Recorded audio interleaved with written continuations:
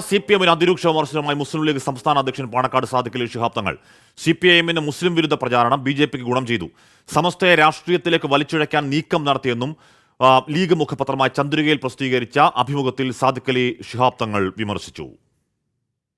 മുസ്ലിം വിഷയങ്ങൾ ഏറ്റെടുക്കുന്നതിൽ CPIMന് ആത്മാർത്ഥതയില്ലെന്ന് കുറ്റപ്പെടുത്തുന്നതാണ് പാണക്കാട് സാദിഖ് അലി ശിഹാബ് തങ്ങളുടെ അഭിമുഖം. സദാം ഹുസൈന്റെയും പലസ്തീന്റെയും പേര് പറഞ്ഞ് CPIM മുസ്ലിം വോട്ടുകൾ തട്ടാൻ ശ്രമിച്ചു.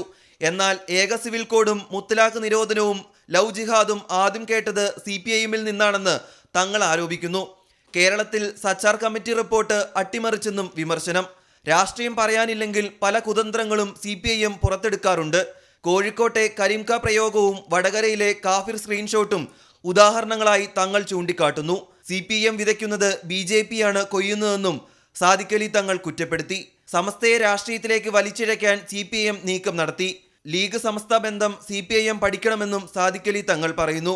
CAA പലസ്തീൻ വിഷയങ്ങളിൽ കോൺഗ്രസിന് നിലപാടില്ലെന്ന് ചൂണ്ടിക്കാട്ടി ലീഗിനെ പ്രതിരോധത്തിലാക്കുന്നതായിരുന്നു CPIMന്റെ തെരഞ്ഞെടുപ്പ് പ്രചാരണം. എന്നാൽ ഇത് വിലപ്പോയില്ലെന്നാണ് തെരഞ്ഞെടുപ്പ് ഫലത്തിന് ശേഷം ലീഗിന്റെ വിലയിരുത്തൽ. ഇതിനു പിന്നാലെയാണ് CPIMനെ ലീഗ് അധ്യക്ഷൻ കടന്നാക്രമിച്ചത്. 24 കോഴിക്കോട്.